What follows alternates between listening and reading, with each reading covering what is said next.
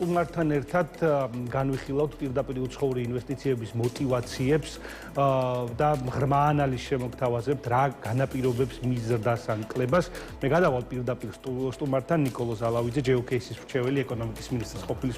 მოადგილე. დიდი მადლობა გადაცემაში მონაწილეობისთვის. ყოველთვის ძალიან საინტერესოა თქვენი ანალიზი, დაბალანსებული და ძალიან ესეთი სწორი მოტივაციებით განპირობებული. მოდით გადავიდეთ საქმეზე, რა განაპირობებს პირდაპირ უცხოური ინვესტიციების მოტივაციებს, იმიტომ რომ ცოტა არაერთგვაროვანი სტატისტიკა გვაქვს, გასაგებია რომ მცირე და გახსნილი ეკონომიკა ვართ, ხშირად ვიძახით, თუმცა გვაქვს ისეთი წლები ბატონო ნიკოლოზ, როდესაც შეიძლება ერთ წელს 2 მილიარდამდე ავიდეს, ხოლო შემდეგ მეორე წელს განახევრდეს. ბოლო პერიოდში მეტწილად დაბალანსებულია, 2022 წელს გადაწყდა 2 მილიარდს და ერთგვარი რეკორდი მოიხსნა, შემდეგ 2022 წელს ცოტა ნაკლები, თუმცა დიდკლების ტენდენციას ვერ ვხედავთ. 2024-ში კი 2 მილიარდ 300 მილიონიდან სადღაც მილიარდ 300 მილიონამდე ჩამოვედით. მოდით შევაფასოთ პირდაპირ უცხოური ინვესტიციების დინამიკა საქართველოში უკანასკნელი პირობითად 10 წლის განმავლობაში და რა განაპირობებს ძირითადად მის ზრდას ან კლებას. იგივე პირველ რიგში მოგესალმები, დიდი მადლობა მოწვევისთვის, მადლობა წარდგენისთვისაც. გადავიდეთ საქმეზე და ვთქვათ რომ აღნიშნოთ ის, რომ კიდევ ერთხელ ჭეშმარიტებას ხაზი გავუსვათ, რომ პირდაპირ უცხოური ინვესტიცია ის უმნიშვნელოვანესი ნებისმიერი ქვეყნის ეკონომიკისთვის, მიუხედავად მისი ზომისა და შესაძლებლობებისა, ეს არის კრიტიკულად აუცილებელი და რა თქმა უნდა ჩვენი ეკონომიკისთვის ძალიან მნიშვნელოვანია. ჩვენ შენდა კარგად აღნიშნეთ ჩვენი სტატისტიკა FDI-ის ნაწილში, პიკი ამ შემთხვევაში ჩვენ ქვეყანაში მოზიდული პირდაპირ საერთაშორისო ინვესტიციების და საერთაშორისო დაფინანსების მხრიდან იყო 1.1 მილიონი დოლარის ფარგლებში 2021 წელს დაფიქსირდა ეს ყველაფერი, რაც გამოწვეული იყო ობიექტური და სუბიექტური მიზეზებით. სუბიექტური არის ის, რომ ნეგატიური მიზეზი იყო, ეს იყო კოვიდის პერიოდი, როდესაც ჩვენ ვიცით რამხელა მონეტარული, ფისკალური და ფინანსური და პოლიტიკური დახმარებები მიიღო ჩვენმა ქვეყანამ განვითარებული ქვეყნებისგან, რომელიც დღეს რა უკვე 2 წელია თითქმის deep state-ით და რაღაც გლობალური ომის პარტიიდან საშინელი ეპითეტებით არის შემკობილი, ხო? ეს იყო ის ქვეყნები, რომლებსაც ეხლა საქართველოს მმართველმა გუნდმა, ვინც ყოველ შემთხვევაში მოქცეულია სათავეში, ომი გამოუცხადა პირდაპირ გაგებით და პოლიტიკური, დიპლომატიური და ასე შემდეგ მეთოდებით აშკარად ებრძვის ამ ქვეყნებს თუ ინსტიტუტებს, რაც რა თქმა უნდა არ იკარგება ბუნებაში არსად არაფერი და ჩვენ ვაკვირდებით უკვე ძალიან ისეთი 22 წლიდან მოყოლებული უკვე შემცირებას ამ მიმართულების FDI-ის ნაწილში საკმაოდ ისეთი მნიშვნელოვანი კლება გვაქვს. პიკური და კრიტიკული 2024 წელი გამოჩნდა, როდესაც გაგრძელდა ეს შემცირებადი ტრენდი და პირველი კვარტალის მონაცემებიც არ არის საკმაოდ საინტერესო და სახარბიელო. ამ ტენდი თუ გაგრძელდა, მილიარდსაც ჩამოცდება ძალიან. ნიკოლოზ, არჩევნების წელს უკავშირებდნენ 2024-ში აი ამ კლებას და ზოგადად ის ტრენდი, როგორც განვითარებად ეკონომიკებში ხდება,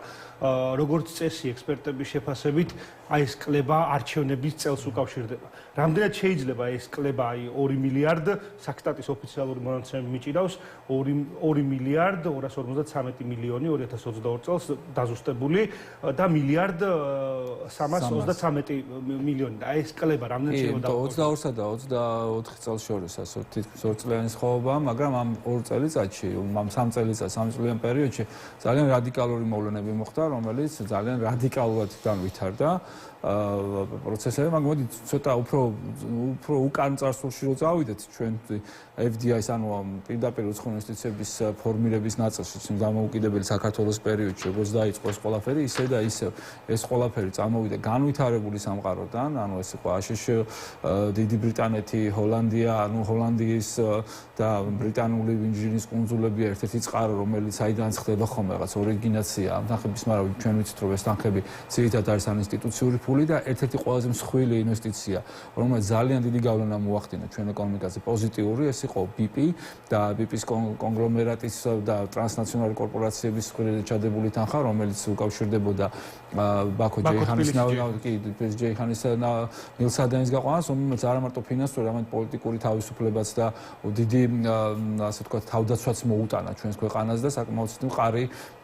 საფუძველი და დიდი ესე მნიშვნელოვანი საძირკველის ბურჯი ჩადგა ამ ეკონომიკაში და შესაბამისად ჩვენ ვიცოდით რომ ეს ინვესტიცია ოდესღაც დამთავრდებოდა, დამთავრდა კიდეც და იყო კიდევაც პირველი კლება, მაგრამ ეს იყო ინსტიტუციური კლება, მოლოდინი იყო ამაზე. ამ კლებას არ გამოუწვევია რაღაცეთი ნეგატიური ზეგავლენა რეიტინგის შემცირებით, ინსტიტუციური რღვევიდან არ იყო გამოწვეული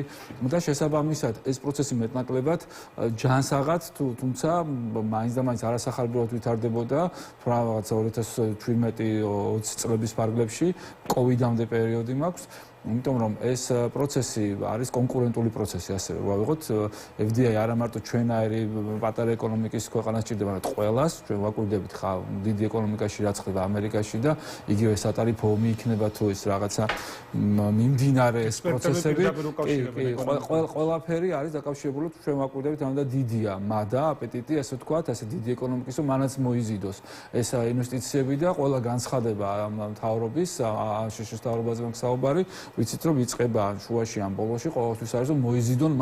მათ თავის ეკონომიკაში დამატებით უცხოური კაპიტალი. ვიცით რომ ეს ძალიან მნიშვნელოვანი ჩვენს იგივეები. ბატონო ნიკოლოზ, სექტორალურად აუცილებლად უნდა გითხრათ, იმიტომ რომ ხედავთ რომ 1.3 მილიონიდან 715 მილიონი მხოლოდ მოდის და ჩვენთვის კარგად ნაცნობს საბანკო საფინანსო სექტორში. ამის ანალიზი იქნება ძალიან მნიშვნელოვანი, იმიტომ რომ რამდენად შეიძლება უწოდოთ დივერსიფიცირებული იმ კალათას, რაშიც ეს პირდაპირ უცხოური ინვესტიციები მოდის, იმიტომ რომ რამოდენიმე დარგი არის, რომელსაც აქვს პირობითად 100 მილიონზე მეტი, ეს არის მეტი შემოდინება, ეს არის დამამუშავებელი მრეწველობა, ენერგეტიკა, ტრანსპორტირება და კავშირგაბმულობა და კლება არის, ანუ კაპიტალის გატანა ხდება უძრავ ქონებაში. საკმაოდ მწირია, არ ვიცი, ამდენად შეიძლება მწირი ან ფართო უძახოთ, ცალ-ხელზე ჩამოსათვლელი დარგების რაოდენობა, რამდენად როგორ შეაფასებით ამით? მაინც რაღაცა კლასტერულად მოდის და არ მოდის დივერსიფიცირებულად? კი, ანუ როგორ არის, პრობლემურია, რა თქმა უნდა, იმიტომ რომ რაც ჩამოვთვალეთ, ეს არის რაღაც ისეთ გარემოებებს დამოკიდებული, რომელიც უმეტესი ნაწილი ჩვენი კომპოზიცია, რითიც ხდება ჩვენი FDI-ს არ არის დამოკიდებული ჩვენს კეთილგანწყობაზე, ამ შემთხვევაში მართვის კეთილგანწყობაზე, ანუ ეს არის თვითდინებით წარმოებული პროცესი, ნახევარი დიდი ნაწილი და მეორე ნაწილი, რომელიც ასევე რისკების შეიცავს, იმიტომ რომ კონცენტრირებულია ერთ მსხვილ დარგში, საბანკო დარგში, რომელიც რა თქმა უნდა ძალიან კარგია, რომელსაც ძალიან დიდი ნაბიჯები აქვს წინ გადადგმული, განსაკუთრებით ეს ორ უმსხვილეს ბანკს და რომლებიც მიმდინარე ტრენდს ძალიან კარგად პასუხობენ და მიმდინარე გამოწვევებსაც და თან საკმაოდ კონკურენტულები არიან გლობალურ ბაზრებზეც, ისინი არა მარტო საქართველოს პატარა ეკონომიკის ჭრილში არიან ესეთი პროდუქტიულები და შედეგიანები, არამედ გლობალურ ბაზარზე არიან გასულები. ჩვენ ვიცით რომ ეს ორი უმსხვილესი ბანკი, რომელიც მოწინავეები არიან იგივე ამ პირდაპირ ინვესტიციების ნაწილში, როგორც მოზიდული კაპიტალის კუთხით, რომელიც ამ ეკონომიკაში აბანდებენ, მაგრამ არა მარტო ქართულ ეკონომიკაში აბანდებენ ისინი უკვე, ვიცით რომ რეგიონში არიან გასულები კარგად, არამედ ისინი ძალიან აქტიურად აბანდებენ თანამედროვე ეკონომიკურ ბრჭყალის ტრენდში, მოდით ესეთი მაპატიეთ ეს ბარბარიზმის ხმარება, ციფრული განვითარების ნაწილში, ციფრული სერვისების განვითარების ნაწილში, ისინი მოწინავეები არიან ამ დაბანდებით არა მარტო საქართველოში და რეგიონში, არამედ რაღაც ისე მასშტაბირებად პროდუქტებს ქმნიან და ძალიან კარგი მოლოდინებიც არის ამ ნაწილში. რასაც ვერ ვიტყვით მეორე მიმართულებაზე, რომელიც გვინდა არ გვინდა სახელმწიფოს არამართვას არ ვიტყოდი, არამედ ძალიან ცუდი მართვის შედეგია და ეს ტრენდიც, რომელიც ჩვენ ვცირდება, ეს არის ძალიან ნეგატიური, არაკომპეტენტური და დაბახარისხებული მართვის ნაწილი. ეს ესეთი მთავარი მიზეზი პოლიტიკურა, არასტაბილურობა. პირველ რიგში ყოველთვის ამოსავალი, ანუ ეკონომიკა ცალკე აღებული რაღაც არ მუშაობს თავისთვის, ის მუშაობს რაღაც გარემოში და ეს გარემო იქნება ყოველთვის პოლიტიკური ველით და პოლიტიკური სპექტრი. ეს ინვესტორები და ინვესტიციები ჩვენც საუბრობთ, თუ გვინდა ჩვენ ინვესტიცია და არ გვინდა ახსენეთ, ხო რისკებს შეიცავს უძრავ ქონებაში ინვესტირება და ამ 1.3 მილიონში და იმ 200 მილიონში უკვე, რომელიც კიდევ უფრო შემცირდა პირველ კვარტალში, ძალიან მძიმე არის ეს ტრენდი შემცირების. დიდი ნაწილი არის რეინვესტირების და დიდი ნაწილი არის, აქედან ჯანსაღი ნაწილი არის საკმაოდ დიდი, მაგრამ ძალიან ცოტა და აქ უკვე რისკებია დიდი, იმიტომ რომ ყველა კვერცხი ერთ კალათში ჩავდეთ, იცით ეს გამოთქმა და ამ ნაწილში გვაქვს დიდი რისკი და მეორე ნაწილში ის რომ არ შემოდის და ვერ შემოდის, იმიტომ რომ გარემო არ არის ჯანსაღი, იმიტომ რომ ინვესტორი ჩვენ გვჭირდება იყოს ინსტიტუციური, გრძელვადიანი, ამ ფულს ყოველთვის აქვს თავისი ვალდებულება, რომელიც შემოდის, მაგრამ აქვს თავისი მარგი ქმედების კოეფიციენტი. ჩვენ გვინდა მაღალი მარგი ქმედების კოეფიციენტიანი ფული შემოვიდეს, რომელიც ნიშნავს არა მარტო მატერიალურ დახმარებას, არამედ ინტელექტუალურს, გრძელვადაზე გათვლის სწავლითი რესურსით და თან მით უმეტეს თანამედროვე მაღალ კონკურენციულ გარემოში ამ შემოდინებით ჩვენ აუცილებლად გვინდა სურვილი, იმიტომ გვაქვს და თვითმიზანი, იმიტომ არის FDI-ის ქონა, რომ ჩვენ კონკურენტულობა შევინარჩუნოთ, ვისწავლოთ როგორ ვიყოთ კონკურენტულები საერთაშორისო ბაზრებზე, იმიტომ რომ კონკურენცია გლობალურ ეკონომიკაში ძალიან დიდია. თუ ეკონომიკური მოდელი რადიკალურად ისე როგორც საქართველოს შეიცვალა ინკლუზიური და ყოველ შემთხვევაში იყო ამისი ჩანასახები და მეტნაკლებად ვითარდებოდით ინკლუზიური ეკონომიკის მოდელით, რადიკალურად გავხდით რაღაც ექსტრაქციული ეკონომიკა, ექსტრაქციული ეკონომიკები ვიცით, ეს მოდელი არ არის ახალი, უფრო ასე დაფუძნებული ამ ფეოდალური წყობის ნაწილზე, ფეოდალური არ არის აუცილებლად ერთი კონკრეტული ფეოდალი იმპერატორი იყოს, ვიცით რომ კონსტიტუციური მონარქიები დღეს ძალიან ბევრია, მაგრამ წარმატებული ქვეყნები ესენი არამედ დამოკიდებული შეკრულია ერთ რაღაცა პატარა ჯგუფში, რომელიც არ გამოირჩევა რაღაც ტექნოკრატიული და რაღაცა განათლებაზე დაფუძნებული ან რაღაცა პროფესიულ უნარებზე დაფუძნებული მართლა არამედ რაღაცა ზებუნებრივი ან ბუნებრივი არაჯანსაღი ძალებით არის შეკრული და რომელიც უბრალოდ იწოვს ამ ეკონომიკას. ჩვენ გვესმის რაღაც ძალიან რაღაც 15 ნიშნა ეკონომიკურის და ასე შემდეგ ყვავით და თუხთუხებს ეკონომიკა. მაგრამ ვაკვირდებით ეს არის წმინდა ექსტრაქციული ეკონომიკური მოდელი, როდესაც რაღაც ერთი ჯგუფი არაკონკურენტულად შეგროვილი არის ჩამოყალიბებული, ჩამოკიდებული ამ სახელმწიფო რესურსზე და ეს სახელმწიფო რესურსის ძალიან არაეფექტური გახარჯვით ხდება რაღაც ციფრებში манипулირებით და იგივე ამ რაღაც ხმაურით, რაღაც დიდი მუსიკალური რაღაც ჟღერადობის კაკოფონია არის აქ და რეალურად ის პროდუქტები, რომელიც შეიძლება, რომელიც აუცილებელია ქვეყნისთვის, რომელიც არსებობს ინფრასტრუქტურული პროექტები, სრულდება დაბალი ხარისხით, სრულდება დაბალი კონკურენციით და იზღუდება დარგობრივად ახსენეთ და ჩვენი დარგობრივ ნაწილშიც, იმიტომ საუბრის ბოლოში უნდა კითხოთ აუცილებლად, იმიტომ რომ ჩვენ კითხვის დასაწყისშივე წინა კითხვაზე გითხარით, რომ საბანკო და საფინანსო სექტორი და ენერგეტიკა ახლა ასე თუ ისე ვიცით მისი мотиваციები, საბანკო სექტორი არის ეკონომიკის ძირითადი მახორციელებელი, ენერგეტიკული რესურსი ძალიან დიდი გვაქვს და რაღაც მოქმედებს მაინც ინერციულად, თუმცა არის რამოდენიმე სექტორი, რომ არ ჩავიხედოთ მონაცემებში, შეგვექმნება ესეთი შთაბეჭდილება, რომ ძალიან დიდია ინვესტიციები, მაგრამ რიცხვები სხვა რაღაცას გვეუბნება. პირობითად სამთო მოპოვებითი მრეწველობა, რომელშიც ძალიან ცოტა არის ინვესტიცია, ასევე სასტუმროები და რესტორნები, ასევე მშენებლობა. მე ცოტა სხვანაირად მინდა ეს შეკითხვა დაგისვათ. რა არის ის დარგები, იმ ცნობილი დარგების გარდა, რომელშიც ჩვენ ქვეყანას აქვს დიდი პერსპექტივა სამომავლოდ, რომელი დარგები შეიძლება შესაბამისი პოლიტიკის შედეგად დაფორსირდეს და შეიძლება არ გაუტოლდეს იმ წამყვანს, მაგრამ მოკლედ გახდეს მოწინავე. კი, რა თქმა უნდა, ანუ ძალიან ის მარტივი და ძალიან ეს ახსნადი კითხვაა და ამაზე ჩემი აზრი კი არის პირადად, ამიტომ რაღაც ნობელიანტი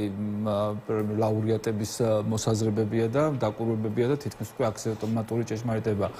ის დარგები, რომელიც ახლა ახსენეთ, რომელიც ამ იღებს მონაწილეობას ამ დოლარის შექმნაში, რომელიც ამ FDI-ის ნაწილია, სამთო მომპოვებელი, ვიცით, ძალიან შეზღუდულია. არის ორი მსხვილი სამთო მომპოვებელი კომპანია საქართველოში, რომლებიც მეტნაკლებად რაღაც მუშაობენ და არიან მადნეული ეს მადანზე სპილენძის და ოქროს მწირი მადნებზე და მეორე მარგანეცი და მანგანუმის და ფეროშენადნობების, რომელიც ასევე და იგივე ნახშირმოპოვება, რომელიც ძალიან პრობლემურ ეტაპზეა და ტექნოლოგიათაც რო ავიღოთ, არა მაინც და მაინც არა მოწინავე ნაწილებშია. მეორე ნაწილში საბანკო სექტორი რო განვყოთ, რომელიც მთავარი მამოძრავებელია ამ ციფრული ინოვაციების და ზოგადად ინოვაციურობის შექმნის ამ ქვეყნისთვის, რომელიც მთლიანად დამოუკიდებელი ინსტიტუციური მმართველობის ქვეშ არის და საერთაშორისო საუკეთესო პრაქტიკით იმართება და ვიცით რომ ისინი არიან ნაწილი ამ გლობალური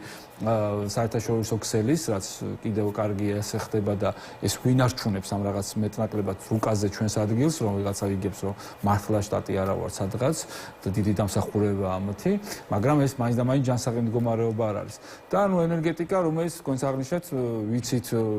სადღეგრძელობის დონეზე რომ დიდი რესურსი გვაქვს, ჰიდრო, ასე შემდეგ, მაგრამ ვიცით ესევე რომ როგორ ნელა და როგორ მდორეთ მიმდინარეობს ეს ყველაფერი და პრობლემა არის. თუმცა ჩვენი აქტივობა, იგივე დღის წესრიგი, სადღეგრძელოების გარეშე, რეალური აღსრულების დონეზე, სახელმწიფოებრივი, ინსტიტუციური დონეზე, რომ ყისიერი იყოს გადაწყვეტილებების მიღება, რომ იყოს ეს კარგი ჩამოყალიბებული მართვის ნაწილში, FDI-ის მოზიდვის კუთხით, ინვესტორებთან ურთიერთობის კუთხით, გადაწყვეტილებების მიღებაზე და თანამედროვე ეკონომიკურ ტრენდებზე იყოს ეს მორგებული, რომელიც არის ციფრული ტექნოლოგიების განვითარება, სადაც ენერგეტიკა მნიშვნელოვანია, სადაც ელემენტარული ლოჯისტიკა მნიშვნელოვანია და ტურიზმიც მათ შორის და ეს კომფორტის შექმნაც მნიშვნელოვანია, თითქმის არ ხდება ინვესტირება მიზანმიმართულად არამედ და ჩვენი კონკურენტული უპირატესობა ზუსტად ეს არის, ხო, ჩვენი გეოგრაფიული მდებარეობა, რომელიც ძალიან მნიშვნელოვანია, რომელიც თამაშობს მნიშვნელოვან როლს ლოჯისტიკის ნაწილში. მე არ მაქვს საუბარი ჩვენი ლოჯისტიკა ინფრასტრუქტურულად რომ გამართულია და ძალიან ეს სავალალო მდგომარეობაშია თანამედროვე კონკურენტულ უპირატესობთან შედარებით, არამედ ის რომ ჯერჯერობით მოცემულობაა, ის რომ ჩვენს იქით ჯერჯერობით გზა თითქმის არ არსებობს სხვა ალტერნატივები და უნდა არ გუნდათ ის ბაზრები, ვინც ამას იყენებენ, დღემდე იყენ, მაგრამ ეს არნიშნავს რომ ჩვენ რაღაცამ შვიდათ უნდა ვიყოთ და არაფერი არ მოხდება. სასწაულები ხდება ხოლმე გარემოში და უცბად შეიძლება ერთ დღეს გავიგვიძოთ და აღმოჩნდეს სხვა ალტერნატივები, რომლებიც ჩვენ შეიძლება ჩაგვანაცვლოს. ძალიან დიდი მადლობა, ძალიან ვრცელი ანალიზისთვის. შევახსენებ ჩვენს მაყურებელს, რომ ბატონი ნიკოლო ზალავიძე GeoCase-ის მრჩეველი იყო ჩვენი განაცემის სტუმარი. დიდი მადლობა მობრძანებისთვის და ესე ფართე და ღრმა ანალიზისთვის. ჩვენ რეკლამაზე